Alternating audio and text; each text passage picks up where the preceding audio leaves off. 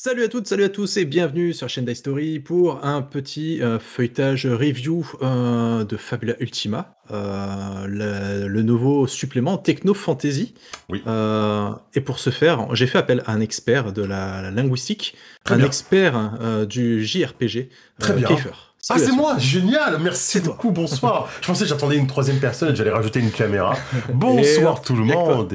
Et oui, on va pouvoir faire la classe Techno Fantasy qui est nouveau en français, qui n'est pas nouveau en anglais, puisque c'est le deuxième supplément qui est sorti. Entre-temps, en anglais, on a eu également le Natural Fantasy qu'on traitera dans une autre vidéo, mais on profite de la sortie du supplément en précommande en français pour vous faire cette vidéo. Au moment où on tourne cette vidéo, bien sûr, parce qu'on s'est rendu compte qu'on ne l'avait jamais faite, alors qu'on avait fait celle pour High Fantasy. Vous présenter un petit peu ce supplément pour Fabula Ultima, qui est un jeu qu'on apprécie particulièrement. Hein. Cette vidéo n'est pas sponsor du tout, c'est juste qu'on aime beaucoup le jeu. Hein. On a fait un retour système, un retour de lecture, on a fait les unboxings, on a fait Ouais. 2 campagnes qui sont quand même assez volumineuses. Ouais. Voilà. Tuto PJ, tuto système, je sais plus, tuto boss, je crois que j'ai fait aussi. Oui, effectivement. Avant de commencer, il faut savoir que j'ai fait une réussite critique sur mon jet de persuasion, donc on s'abonne à cette chaîne, s'il vous plaît, un petit pouce, un partage, un petit commentaire, ça vous prend 2 secondes et nous, ça nous fait super plaisir. Peut-être que vous savez, peut-être que vous savez pas, mais Fabula Ultima, donc c'est une gamme avec un livre de base, plus des suppléments qui arrivent au fur et à mesure en anglais et donc en français, parce qu'il y a un super suivi de gamme, et là-dessus c'est très cool. Oui. On a déjà un premier supplément sur la Haute Fantasy, qui est un des 3 cadres présents dans le livre de base. Dans le livre de base, il y a 2 autres cadres présentés qui sont la Techno Fantasy et la Natural Fantasy, et donc l'auteur développe chacun de ces cadres avec des nouvelles classes, des nouvelles options, des nouveaux lieux, des nouveaux méchants, des nouveaux dons, des nouvelles armes, etc. pour coller au genre. Donc, le livre de base est bien sûr obligatoire pour ce supplément Techno Fantasy, mais le supplément de contexte High Fantasy n'est pas du tout obligatoire. Vous pouvez directement passer de Fabula à Techno Fantasy sans aucun problème, sans prendre les autres suppléments. Sachant que, voilà, si vous avez déjà pu voir le Natural Fantasy, sachez que voilà, vous ne serez pas perdu dans la mise en page, puisque le jeu respecte exactement la même mise en page, les mêmes chapitrages que le précédent supplément. Donc voilà, on est vraiment sur quelque chose d'assez familier, d'assez clair. Mine de rien, je trouve que c'est quand même plutôt bien découpé comme bouquin. Voilà, ça vous donne un petit peu un avant-goût de ce que vous pourriez obtenir dans la version française, traduite actuellement par Panic Game. Ouais, exactement. Là, c'est la version anglaise, mais la version française est actuellement en précommande. On ne l'a pas encore, évidemment, donc on fait avec la version anglaise. Et en plus, voilà, quand on voit le nombre de récompenses, il a gagné plein de trucs, il est en train de peut-être gagner un truc ce soir. Au moment où on tourne, il y a le prix release, on ne connaît pas les résultats, donc c'est marrant. Si ça se trouve, il est en train d'en gagner un supplémentaire. Voire même 2. Donc, peut-être 2 même, voilà. Donc voilà, c'est The Place to Be. Ouais, c'est un jeu qui vaut vraiment le détour, et ça fait vraiment plaisir de voir qu'il y a de la hype autour. On va pas vous passer évidemment en revue tout le PDF, le but c'est pas non plus de vous spoiler le contenu, bien sûr, le but c'est de vous donner envie de découvrir ce jeu et d'acheter le supplément, bien sûr, mais de voir surtout Est-ce qu'on peut quand même dire que les illustrations, elles claquent quand même sévère. Ah ouais, si vous aimez le style, effectivement, ça vaut le coup, ça vaut le petit coup d'œil, surtout les petits passages en pixel art, ça fait toujours son petit effet. Ouais. D'abord, vous allez effectivement avoir une présentation, comme tu disais, des piliers, c'est-à-dire qu'est-ce qui est important dans la techno-fantasy, qu'est-ce qu'on va trouver comme inspiration et quels sont les thèmes globaux du techno-fantasy. On va pas avoir les mêmes enjeux que le natural fantasy, que le high fantasy. Le high fantasy est très épique. Le techno-fantasy est beaucoup plus sur la politique et beaucoup plus sur la déstabilisation du monde, la résistance. On va être sur des thèmes comme la justice, la liberté, par rapport à l'oppression, au profit. On parle beaucoup aussi du profit. À un moment donné, il vous dit, voilà, les méchants, ils sont prêts à tout, à détruire la planète pour avoir 2% de plus de profit. Voilà, on est sur ce genre d'idées. Évidemment, les amis, Final Fantasy VII, bien sûr, FF7 est une inspiration majeure pour le techno-fantasy, c'est le genre, c'est le jeu qui le représente le plus. On a également tout ce qui est Xenogears, Xenosaga, Xenoblade. C'est bien, C'est trop bien, Xenogears, j'ai adoré. Et peut-être moins connu, mais peut-être aussi assez vieux. Secret of Evermore me fait beaucoup penser à ce techno-fantasy. Après, bon, on voyage dans le temps, mais il y a une grosse partie dans le futur et qui me fait beaucoup penser à ce jeu. Donc, Techno Fantasy, il y a plein de trucs cool. Si vous aimez les mechas, si vous aimez voilà, les motos, genre Final Fantasy VII, le passage en moto, on peut carrément le faire avec Fabula Ultima. Sauf qu'en plus, la moto, elle peut se transformer en exo-armure. Ouais, Enfin, c'est ça. Ta moto peut devenir ton c'est ça. armure derrière. C'est un truc de fou, Si quoi. vous aimez Gun, si vous aimez Ouais, voilà, Gum, tous c'est ces vrai. trucs-là, ouais. Très bonne ref, ouais. Il y a du petit Akira aussi, il y a du Honkai Star Rail aussi, si je le dis bien correctement, Ça. que j'ai joué un petit peu, et on s'y retrouve aussi pas mal de trucs dans Honkai Star Rail. Voilà, Ok. c'est vrai que c'est assez cool. Vous allez voir une nouvelle classe, notamment le pilote, hein, qui est très très cool, le mutant, Ouais. et l'espère. On va vous spoiler un petit Ouais. peu. Pas mal de conseils du coup, comme on disait, les piliers, d'accord, sur les héros, le fait que ce sont bien des héros, même si ce sont des résistants, même si ce sont des rebelles, même si le monde est difficile, même si ce sont des clodos de l'espace, parce qu'on peut jouer dans l'espace, on peut jouer évidemment sur une planète, mais il y a pas mal de conseils aussi pour jouer dans l'espace. Ok. On reste des héros, et pas des enfoiros, parce que nous sommes des héros, voilà. C'est vrai. Plein de petits conseils, comment se présente le monde, les différents lieux possibles qui peuvent nous inspirer dans ce jeu, et ensuite, il y a des lieux pré-tirés, comme dans Fantasy, on a des lieux pré-tirés. Le premier, c'est la planète cachée Agation. Agation Baby, qui est une planète cachée où une civilisation a disparu il y a de cela très longtemps, et donc, comment ça fonctionne, je vous le dis une fois, comme ça après je vous le redis plus, mais on va avoir des petits mots-clés et des dangers qu'on peut faire intervenir sur des jets de voyage.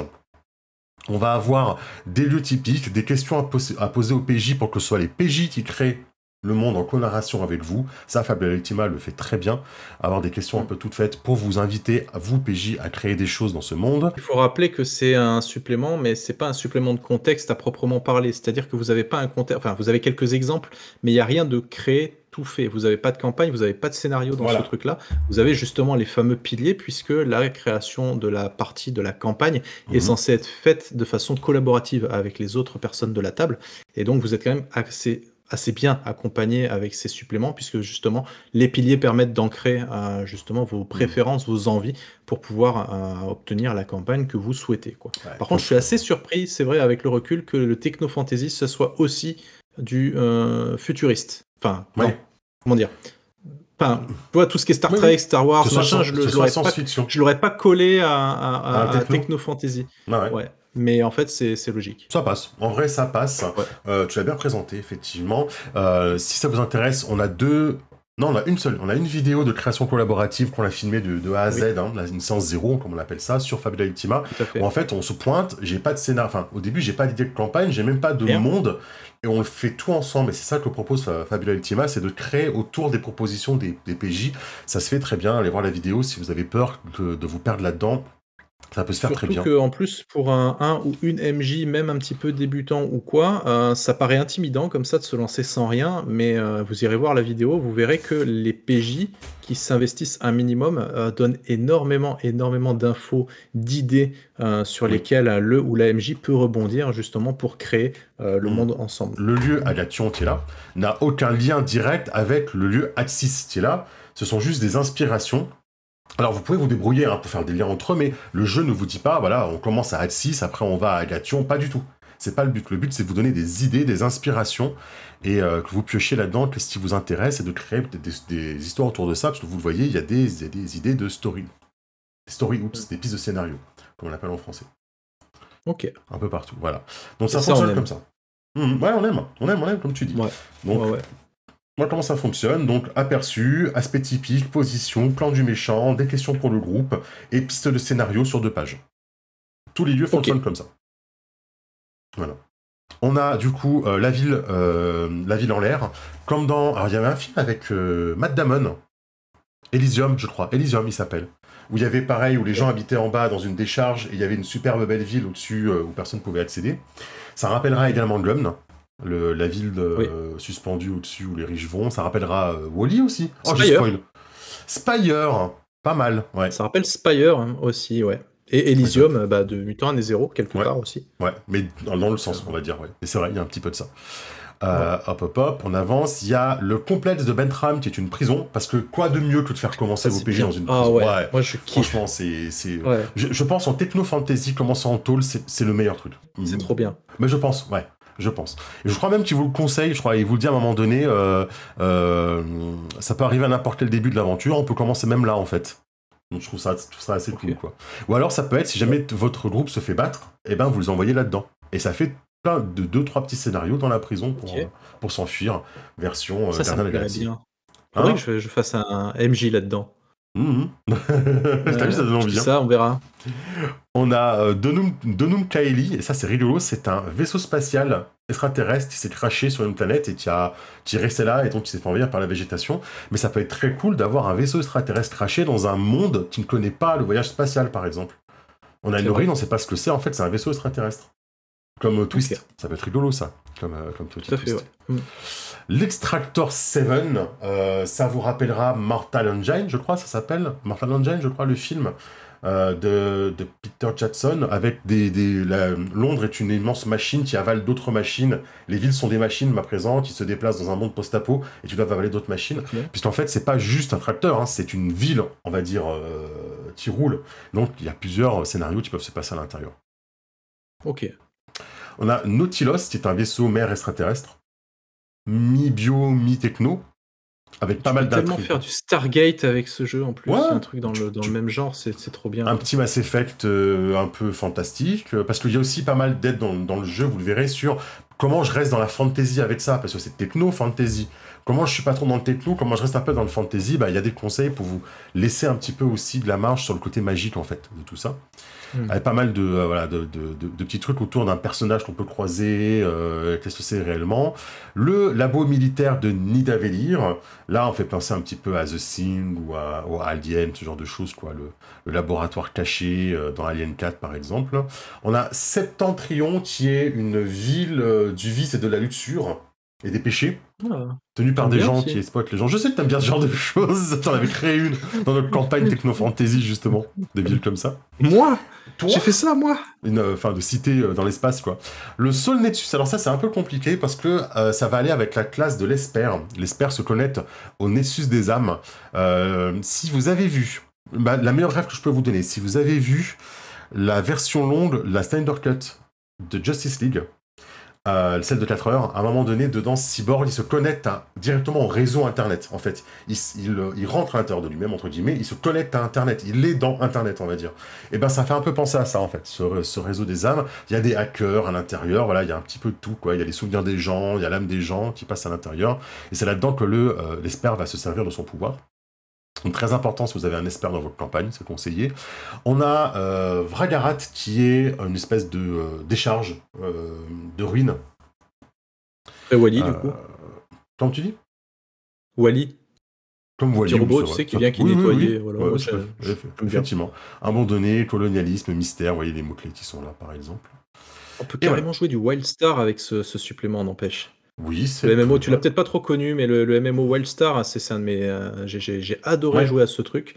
Et c'est vrai qu'en fait, je réalise qu'avec le Techno Fantasy, tu peux complètement faire du Wildstar, enfin, en tout cas du simili Wildstar, quoi. Ouais, tu t'adaptes. Mais ouais, c'est Mm. vrai. Tu peux Ouais. faire plein de choses, c'est vrai. Des idées pour les conflits. Sous quelle forme les ennemis attaquent. Quels sont leurs plans dans le techno-fantasy. Voilà, quels sont les thèmes à mettre en avant dans les techno-fantasy, dans les oppositions. Hein. La loi et la justice. Quelque chose d'oppressif et de dystopique. Voilà. Vous voyez, il y a des petits conseils là-dessus. Et évidemment, des règles pour jouer avec des véhicules, notamment pour se battre avec des véhicules. Donc vous avez de quoi Ouais. en fait piloter un véhicule comme une petite moto comme tu disais, comme dans FF7 Remake, ou des petits vaisseaux individuels comme le X-Wing, mais vous avez aussi de quoi en fait piloter un véhicule de groupe, avoir un véhicule de groupe. Il y a même un don qui permet d'avoir un véhicule à la création du personnage. Comment ça fonctionne? Rapidement, comment ça fonctionne? Si vous êtes seul dans votre véhicule, en fait vous avez votre fiche de véhicule, on la verra après, et vous faites vos tours normalement, comme si c'est un tour de combat classique à Fabula Ultima. Je vous renvoie pas. Enfin, je vous explique pas les règles de combat de Fabula Ultima. Hein. Je considère que là, vous avez vu les vidéos Non. précédentes pour savoir comment ça fonctionne. Mais si jamais vous êtes dans un véhicule de groupe, comment ça fonctionne cette histoire-là? C'est pas comme dans beaucoup de jeux où il y en a un qui pilote, il y en a deux qui tirent, il y en a un qui fait les boucliers et un qui fait les réparations. On considère que chaque tour où le vaisseau joue, c'est un PJ qui le pilote, entre guillemets, qui choisit ce que fait le vaisseau. Donc c'est le tour de Manitou. Manitou dit, on va tirer, il tire, c'est lui qui fait le jet pour le véhicule, en fait. Tour des méchants, tour des alliés, je sais pas, Maddy va dire, on va encore tirer, elle retire, voilà, machin, on le prend une autre arme, etc. du véhicule. Tour des méchants, tour des alliés, là on va peut-être soigner le véhicule, donc c'est un tour de réparation de mécano. Et donc, narrativement, dans l'action, Manitou était dans la tourelle, Maddy était dans une tourelle, Scarlet est allé réparer les moteurs. Ouais. Voilà. C'est vachement bien parce qu'on a souvent, enfin je sais pas toi, hein, mais moi je trouve qu'on a souvent, vécu des situations où effectivement, comme tu dis, il y en a un qui est collé au pilotage et qui fait que des esquives ou des machins. Ouais. L'autre, celui qui s'éclate le plus, c'est clairement celui qui est aux tourelles ou au lance-torpilles ou tout ce que vous Mhm. voulez. Et après, il y a l'ingénieur, qui met des Ouais. boucliers pour essayer de prendre pas de prendre trop cher, et cetera. Et c'est utile, mais sur un combat qui peut être un petit peu lent, on Mhm. s'emmerde un peu quand même, on Ouais, va pas se et mentir, ça peut être redondant, tu fais voilà, souvent les mêmes jets du coup.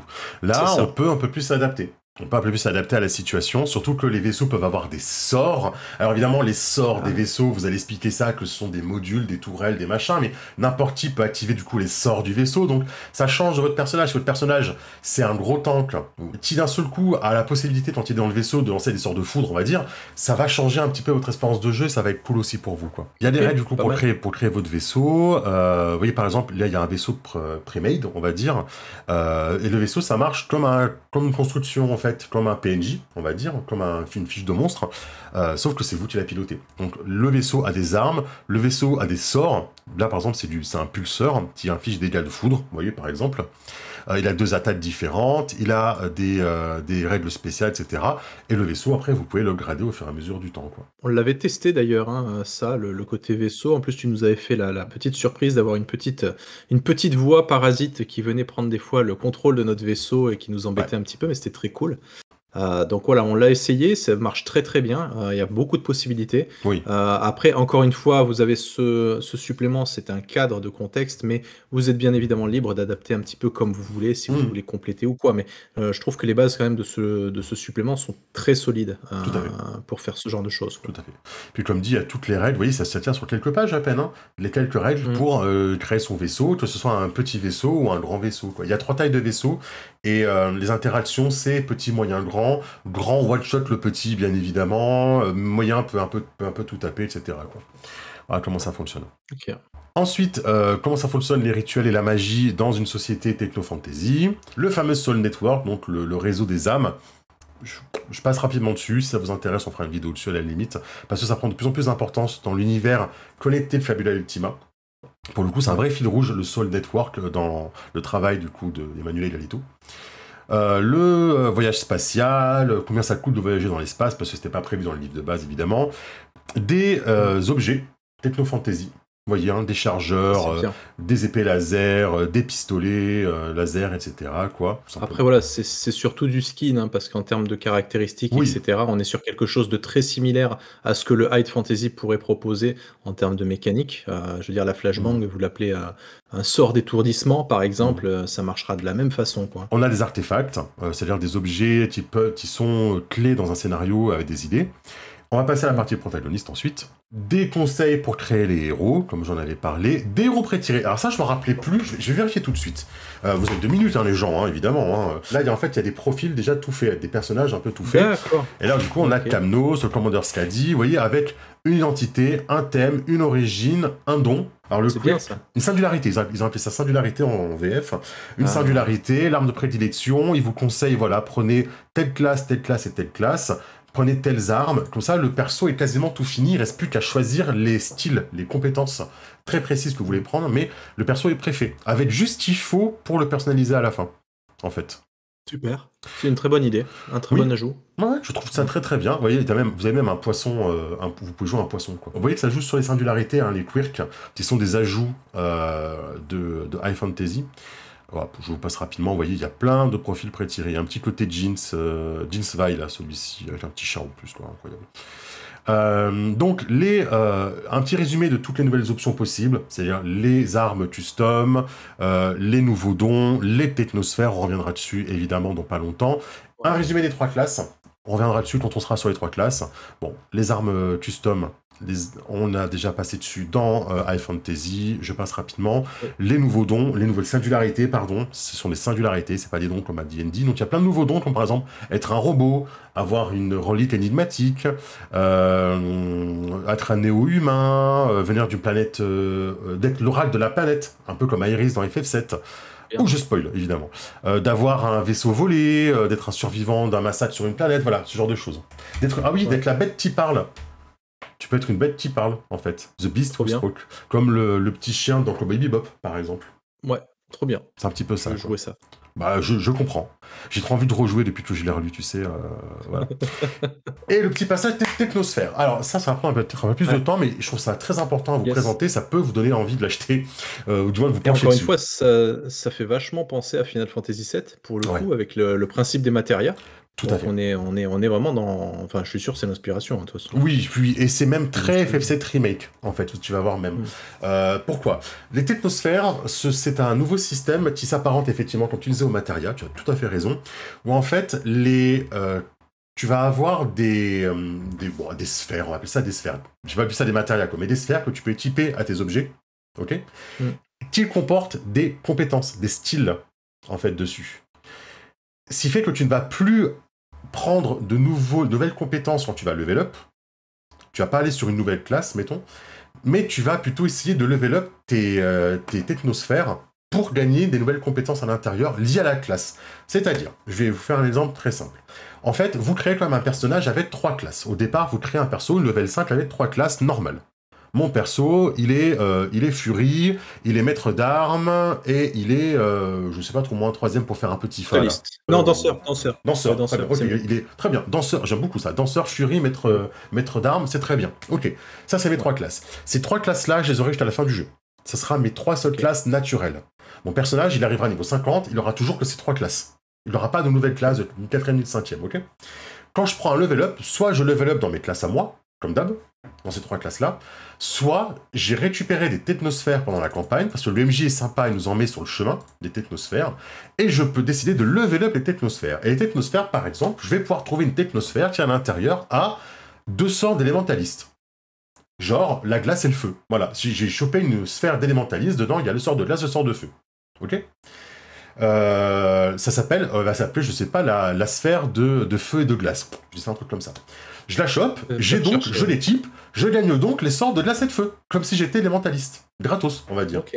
Quand je vais level up, soit je vais pouvoir mettre des points en plus dans ma classe de maître d'armes, de furie ou de danseur, soit je vais level up ma sphère et je vais aller choper une nouvelle compétence de l'élémentaliste à accrocher à ma sphère d'élémentaliste. Et je peux faire ça jusqu'au niveau 5. Donc en gros, je peux avoir 5 niveaux d'élémentaliste dans ma sphère d'élémentaliste. Et à côté de ça, boss suivant, le boss suivant c'était genre un gros tank bien baraque et tout, il va me dropper une sphère de gardien. Avec le style du gardien, de protection, de protect. Ouais. Et ben je peux décider de plutôt prendre mon prochain level up sur la sphère du gardien, que j'ai équipé genre un autre équipement, et de level up avec un style de gardien à l'intérieur, en fait. Question pratique pour les personnes qui nous regardent. Est-ce que c'est pas un peu compliqué, je veux dire, à mettre en jeu en tant qu'MJ, etc. La par réflexion rapport à qu'on s'est fait avec Scarlett, parce que Scarlett m'a beaucoup aidé à comprendre comment ça fonctionnait, je tiens à le dire. La réflexion qu'on s'est fait, c'est vraiment très bien pour des gens qui connaissent déjà le jeu. Je pense que pour une deuxième campagne, genre t'as fait quelques parties, t'as fait déjà une petite campagne, t'as fait 10, 15 séances, mettons, hein, je dis n'importe quoi. Je pense que pour une deuxième campagne, ça peut être très cool. Parce que tu connais un peu les styles des classes, parce que tu sais ce que t'as envie de faire comme combo, d'aller chercher, etc. Ouais. Tu vois un petit peu à l'avance ce qui peut être cool. Pour une première campagne, ça me paraît compliqué. Moi, personnellement, je vais être honnête avec vous. Ça peut être un peu compliqué dans le sens où il faut aller voir dans tous les bouquins.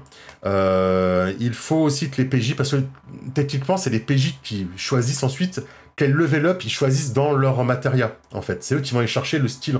En fait, le MJ va donner, c'est une matéria d'élémentaliste avec tel sort et tel sort au niveau 1, on va dire. Mais ensuite, c'est les PJ, normalement, qui vont le level up en allant chercher des trucs chez l'élémentaliste. Alors, ça ouvre très vite beaucoup de choix. C'est ça, en fait, qui rend compliqué, c'est que c'est comme si tu avais d'entrée 4 classes, 5 classes assez rapidement, en fait, de personnages. Là où, généralement, tu commences avec 2 voire 3 classes au début, tu vois. Parce on rappelle comment ça marche à la base. À la base, quand vous choisissez vos classes, vous pouvez, à la création de personnages, choisir entre 2 et 3 classes, et vous ne pouvez plus en changer tant que vous n'avez pas rempli une seule des 3 classes au niveau 10. À partir du moment où vous montez niveau 10 une classe, c'est que vous la maîtrisez et à ce moment-là, vous êtes autorisé à pouvoir prendre une nouvelle classe supplémentaire. Ouais. Là, dans le Techno Fantasy, on s'en compte trop fou de Ouais. tout ça. Vous Vous aurez avez 3 classes de base, vous les gardez Très jusqu'à la bien. fin, mais pour pouvoir avoir autre chose, vous êtes obligé de prendre des technosphères qui Voilà, vous c'est ça. développeront d'autres C'est ça. capacités, Et vu etc. que le jeu, en fait, ce qui est intéressant avec les technosphères, c'est que ça fait des récompenses super pratiques à donner aux PJ plutôt que leur donner des thunes. Tu ne leur... Voilà, C'est vrai. si ça rime à rien, tu peux dropper des technosphères sur n'importe quoi. En fait, c'est de la magie cristallisée, en gros, les technosphères. Ouais. Donc tu peux leur dropper sur n'importe quoi. Et tu peux leur donner en récompense de quête, genre, ah, bah, les PNJ vous filent une technosphère, tu vois. Donc ça ouvre plein de récompenses possibles, mais du coup, les PJ vont en avoir plein. Ça ouvre énormément de trucs et en plus, on s'affranchit de certaines limitations.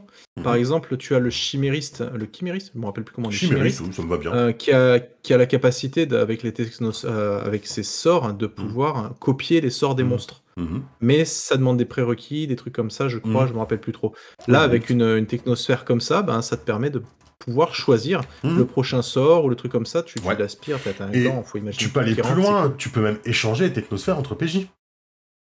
Oui, selon les combats, en plus, si t'en as plusieurs, admettons que tu collectionnes les technosphères, tu sens que t'as un combat contre des machines ou quoi, tu vas plutôt mettre des trucs foudre parce que, ou effectivement, t'as un nombre de slots limité de technosphères, donc il est possible que t'en aies dans ton sac, entre guillemets, que tu ne serves pas, ou t'as investi des points dedans, ou il est possible que t'as envie que, j'ai n'importe quoi, mais Maddy a envie d'essayer les styles de gardien, pour changer un peu son perso, t'échanges ta technosphère de gardien avec celle d'élémentaliste de Maddy. Et du coup, Maddy, c'est possible d'avoir une technosphère de pet. Oui, de voyageur. C'est trop bien en fait. Tu joues à Pokémon. Concrètement, c'est vrai en fait, oui, j'ai pas pensé. Alors en théorie, tu peux pas avoir deux technosphères qui ont le même style plusieurs fois. En gros, tu peux avoir deux technosphères de voyageurs, mais les deux peuvent pas avoir le pet. Mais tu peux t'affranchir de ça pour créer un truc Pokémon. On est bien d'accord. Oui, on peut toujours s'affranchir. Mais voilà, ça peut être sympa aussi de se les échanger, par exemple dans un combat, en disant, avoir un combat, genre moi j'ai envie de tester ça aujourd'hui, ça te dirait de me prêter ta technosphère. Tu vois, pour tester un peu autre chose. Pendant 2-3 séances. Il n'y a pas de prérequis, genre comme certains objets magiques dans les vieux jeux médiéval fantastiques. Le truc, c'est que si identifier le technosphère, il faut que tu t'habitues, si t'as investi tes niveaux dedans, c'est juste que si tu files une technosphère level 5 à quelqu'un et qu'il donne une technosphère level 1 en échange, techniquement, t'as perdu 4 niveaux, tu vois. Le temps que tu les types. Alors, soit le groupe, quand on level up de groupe, c'est le groupe qui investit des points dans les technosphères, il se les échange. Soit tu échanges une technosphère 5 contre une technosphère 5, etc. Mais il y a plein de possibilités, quoi. Ouais. Voilà, c'est hyper intéressant. Effectivement, on peut débloquer des slots supplémentaires sur ces équipements avec des thunes. Donc ça permet d'utiliser l'argent pour faire autre chose. Moi, ça me plaît beaucoup. J'ai envie d'essayer, en fait, parce que on connaît un peu le jeu maintenant. Et du coup, on a envie de tester un petit peu ça, quoi. Alors, il y a des classes qui marchent mieux que d'autres, pour les technosphères, évidemment. Donc, ils vous conseillent les classes, par exemple, qui fonctionnent bien en technosphère. Il y a aussi les holosphères. Les holosphères, ce sont des trucs prédéterminés. Je crois qu'ils donnent des idées là, par exemple. Les holosphères, ça cible sur des armes, si j'ai bien compris. Et par exemple, tu vas équiper l'holosphère agile qui va augmenter ton dé de dextérité à D12. Enfin, de 1 jusqu'à D12 maximum, tu vois. Par exemple, voilà. Oui. Mais elle prend 2 slots de ton arme. Ça fait vraiment penser à FF7 Remake où ton arme, elle a des slots, tu sais, elle a des matérias équipés dessus. Ou même le jeu Pass of Exile. Oui, exact. Avec le gémage ou quoi, on est un peu dans le même Oui, Diablo, le gémage, exactement, oui, c'est un côté gémage, ouais, c'est vachement bien, effectivement, il y a un côté gémage. Ça, c'est pour moi un des ajouts majeurs, si ce n'est le... Bon, il y a les classes, évidemment, mais l'ajout majeur de mécanique de jeu qu'apporte ce supplément-là, qui, moi, me plaît beaucoup. Ensuite, les nouveaux archétypes de personnages, la Magical Gun Girl, par exemple, qui se jouerait avec Elementalist et Pilote, par exemple. Pourquoi il y a de nouveaux profils? Parce qu'il y a 3 nouvelles classes, donc il a créé des nouveaux profils qui vont avec ces classes. On rappelle, Fabula Ultima, on mélange plusieurs classes. Donc, je veux dire, à partir du moment où vous ajoutez ne serait-ce qu'une seule classe, vous obtenez différents mélanges possibles. Donc là, vous en avez 3 supplémentaires, plus le Natural Fantasy, plus le truc de base. Non, High Fantasy, plutôt. Ouais, High Fantasy. Ouais. Et donc, les possibilités sont rapidement très très chouettes. En plus, avec le gémage, vous pouvez faire des trucs. T'imagines, en plus, tu peux même faire des gemmes, un truc, une campagne, tu sais, où tu dois retrouver plusieurs gemmes qui, une fois qu'elles sont toutes ensemble, te permettent de débloquer un truc spécial. Ou, tu vois, genre, t'as 5 gemmes de 5 couleurs, une rouge, une rose, une jaune, une bleue, une noire, et t'invoques un super méca à la fin. Mais de ouf! C'est ça. Et tu l'appellerais le Megazord. Ah, je veux jouer ça. Fabulazord. Le Fabulazord. Fabulazord. Exactement. Donc voilà, vraiment très bien.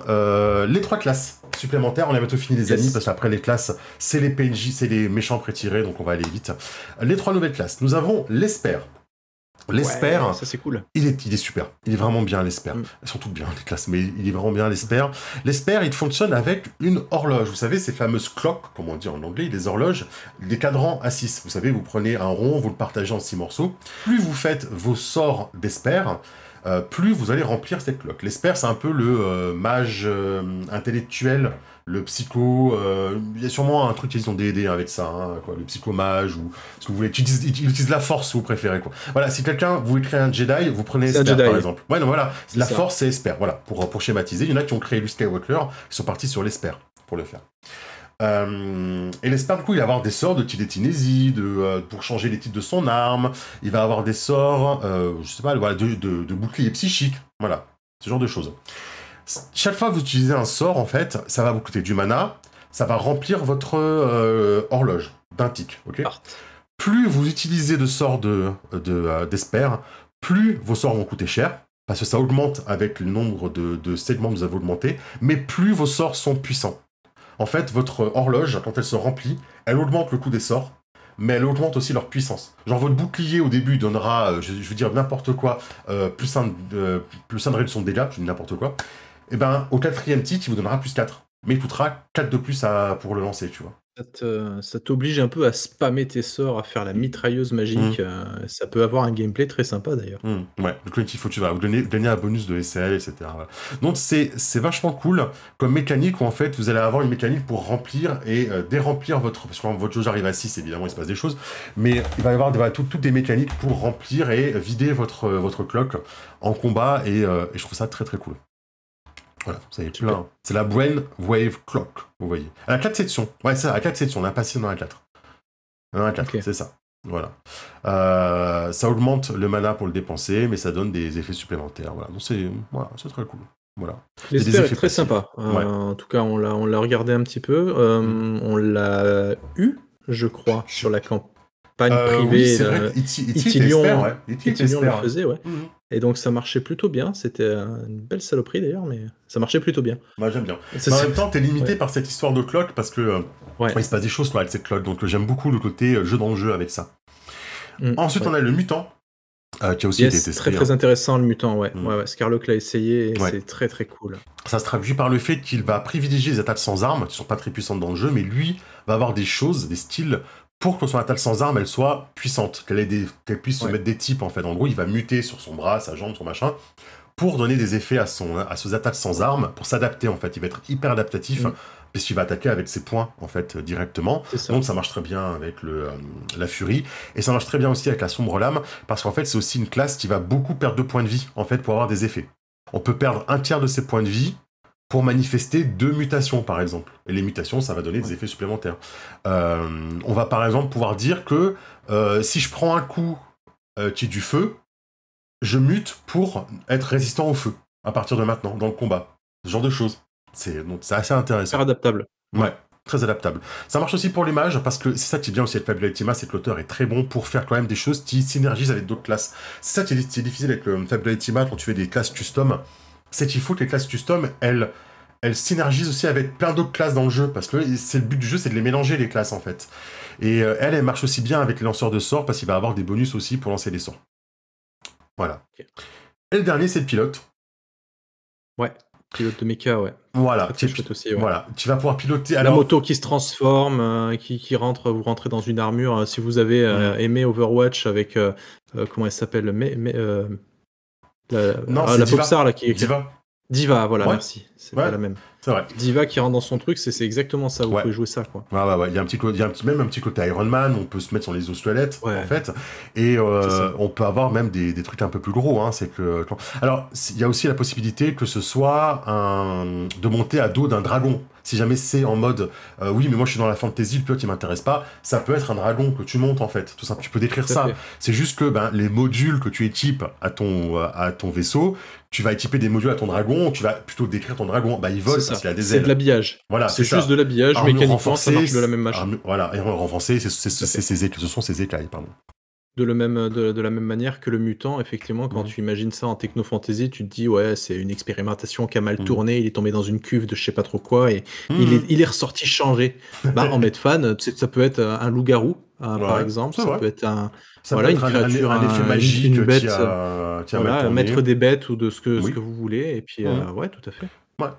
Donc évidemment, le pilote, il a un style pour dépenser les points d'inventaire pour pouvoir générer son méca, ou son armure, ou voilà, pour que vous soyez pas tout le temps comme Baou dans la campagne, à vous promener dans votre tank. Là, vous avez un style spécialement pour le rentrer, le sortir directement, quoi.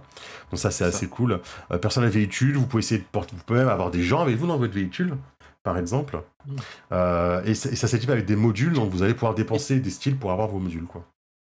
t'imagines juste, avant que tu te lances dans une nouvelle campagne, imagine juste, des PJ comme ça, lambda et tout ça, qui Hmm. trouvent tous une espèce de gemme qui leur permet justement de cette techno-armure qui Ouais. vient et qui les transforme pour, Ah, tu sens le truc un peu? ouais, ils seraient tous un peu pilotes, et ils auraient leur gemme pour les transformer avec un exosquelette, là. Et C'est en ça et ils plus, auraient ils tous pourraient soit leur invoquer véhicule un mecha. personnel, soit voilà, soit ils rentrent dans un Ah mecha et cetera et ouais, trop il y a des trucs bien. il y a des trucs Ah, super ça à me faire, hein. plaît, on appellerait ça les Power Guardian. Ouais, Fabula Fabulazor. Moi, Rangers. j'aime bien les fabuleux. Bref, Donc, il y a 3 types de véhicules possibles à la création, l'exosquelette, le mecha et le steed. Le steed, c'est la monture, en gros. D'ailleurs, Ghislain, l'éditeur français, a dit sur la page, m'a traduit comment il traduisait steed, et je sais plus comment ils le traduisent, mais il m'a dit comment il le traduisait. non.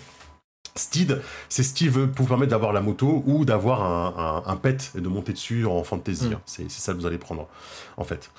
Puis voilà, puis vous avez plein de modules, vous voyez, équipés à votre méca, quoi. Enfin, ça fait rêver. Voilà, je OK. suis désolé, ça fait rêver. Trop bien. Voilà. Les nouveaux styles héroïques, les nouvelles compétences héroïques, quand vous mettez 10 points dans une classe, vous débloquez la possibilité de prendre une compétence héroïque. Donc forcément, nouvelle classe égale nouvelle capacité héroïque. Tout à fait. Par exemple, le Brainwave Discharge de l'Esper permet de vider sa cloque, de vider sa jauge pour la repartir à OK. 0, pour pas avoir les effets quand t'es à 4.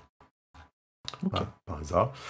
Et Et est-ce qu'il y a toujours oui. pareil, tu as les sorts héroïques, de chaque classe, mais est-ce qu'il y en a aussi qui sont neutres pour, Ah, qui peuvent aller avec heu d'autres classes. ouais, Oui, par parce qu'en exemple, tu vois, général le Bullet Time va au rogue et à l'anthropiste, tu vois.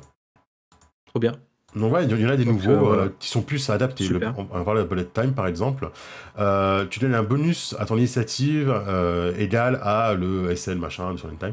À partir du moment où tu n'as pas d'armure ou tu n'as pas de bouclier, tu réduis les dégâts que tu reçois. Tu vois, Bullet Time, tu OK, évites les balles. Et ça, effectivement, c'est pour 2 classes du livre de base. C'est pas pour les OK, classes sur là. Donc très bien, effectivement, j'avais pas fait attention. super. Et on finit avec les antagonistes. Donc on va évidemment pas trop spoiler, juste vous Non, montrer comment ils fonctionnent parce qu'ils sont encore une fois super et ce serait dommage de vous spoiler si vous les rencontrez un jour, si votre MJ vous l'aimez, parce qu'ils sont très bien faits.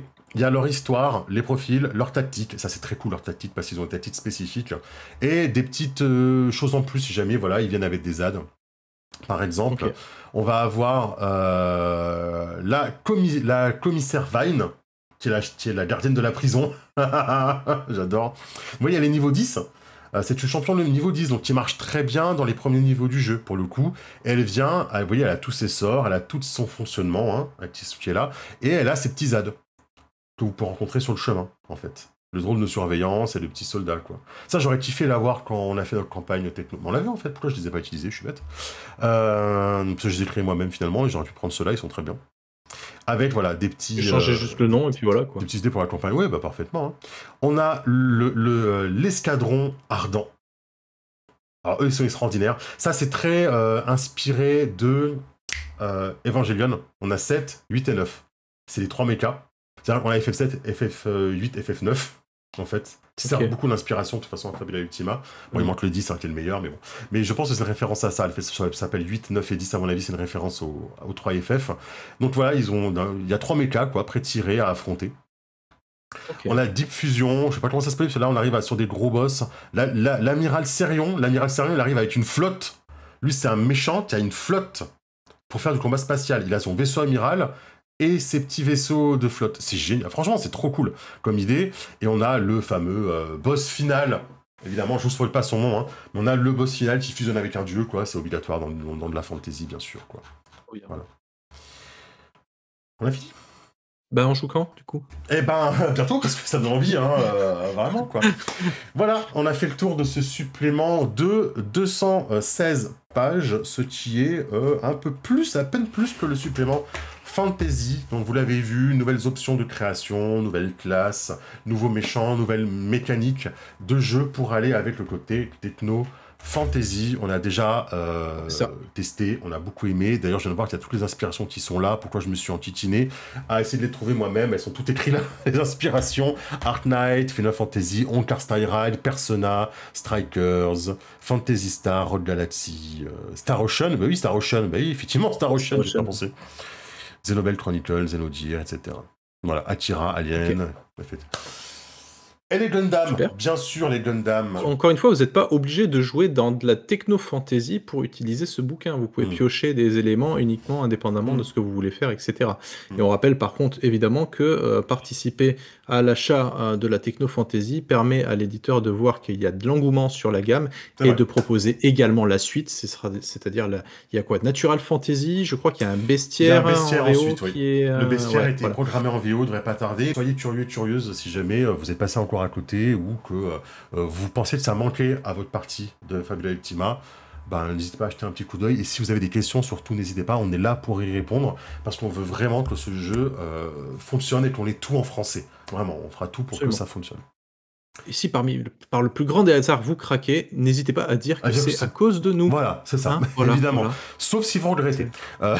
Oui, c'est ça. Et j'en profiterai juste avant de finir, vous êtes déjà plus là les amis, mais pour vous remercier pour les messages, parce qu'on continue de recevoir des jolis messages à propos de nos campagnes de Fabula Ultima, et ça nous fait vraiment plaisir de voir qu'on continue de découvrir cette campagne, et qu'elle vous plaît, parce que nous, elle nous a beaucoup plu. Enfin, ça nous a beaucoup plu. C'est beaucoup amusé, ouais. Donc merci beaucoup. Monsieur Manitou. Kiefer. À bientôt. À bientôt dans le network du Nexus des âmes, mon très cher. C'est ça. À plus.